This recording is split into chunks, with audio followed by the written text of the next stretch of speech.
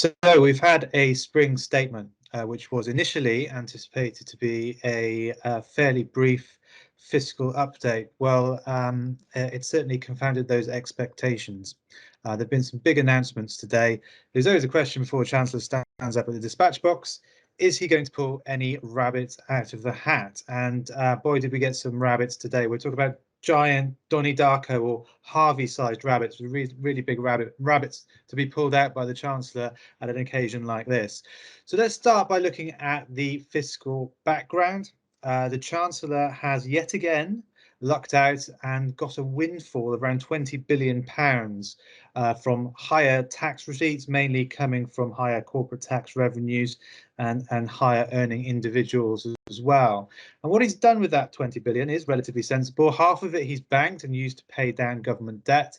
The other half he's used to fund some tax giveaways. So let's have a look at the tax giveaways that we've seen in the spring statement today. The first, which was widely trailed, was a cut in fuel duty, 5p in the litre. So that's obviously good for motorists, helping with the cost of living crisis and the big increases we've seen in energy and fuel prices as a result of the Ukraine crisis.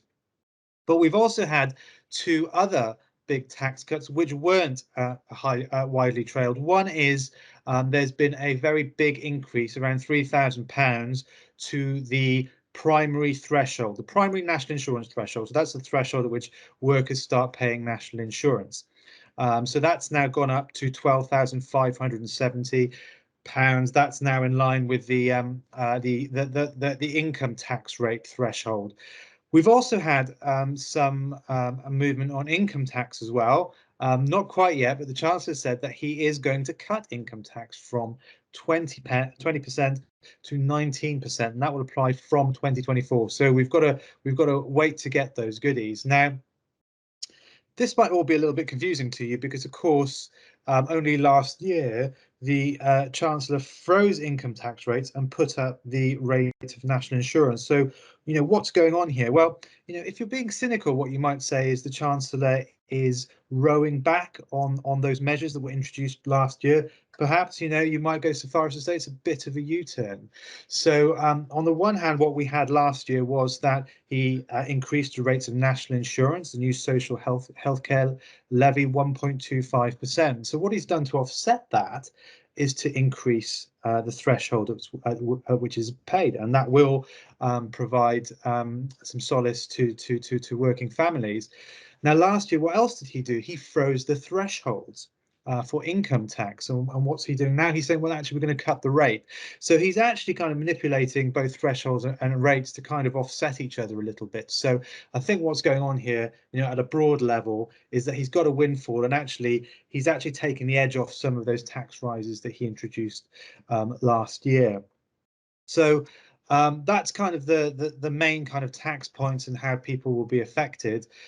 In terms of kind of what else is going on, we've seen the kind of debt interest profile of the government is improving. So as a percentage of GDP, the debt burden is falling over the next few tax years. And the Chancellor is on course to meet his all-important fiscal rules. But one thing that I did notice is that there is going to be a very big spike in debt interest payments. So this is obviously the government, lends out gilt. It has to pay interest on those gilts, of course, and that's going to peak at a record level of £83 billion next tax year. Now, just to put that into some context, that is equivalent to the day-to-day running costs of schools, the Ministry of Justice and the Home Office combined. So it's a huge amount. And the reason that is rising so quickly is because a lot of government debt is, of course, linked to inflation, and inflation is going up, and all those coupons on RPI-linked gilts are going to go up as well. We've also got £847 billion worth of QE. That's gilts within the QE scheme, which aren't actually paying normal rates of interest. They're paying rates of interest at the base rate, the Bank of England base rate.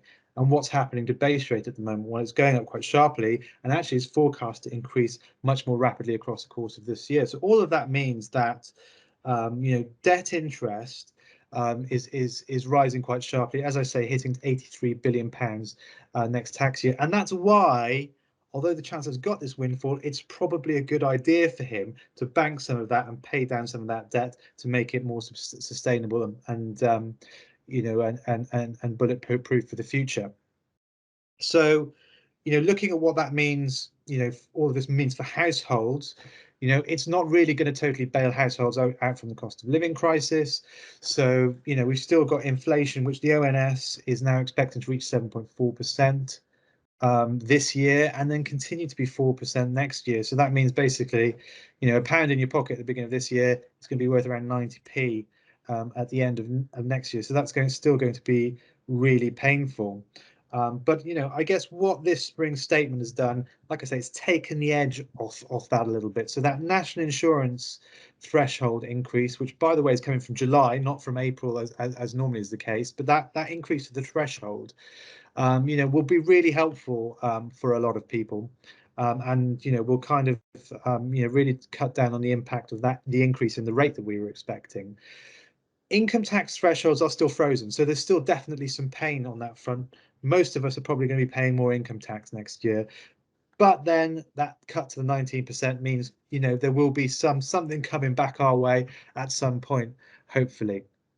So again, what we're looking at is still a very tough couple of years for UK consumers, but overall this spring budget was probably positive for them and actually reduces the pain from some of the tax rises that were introduced last year.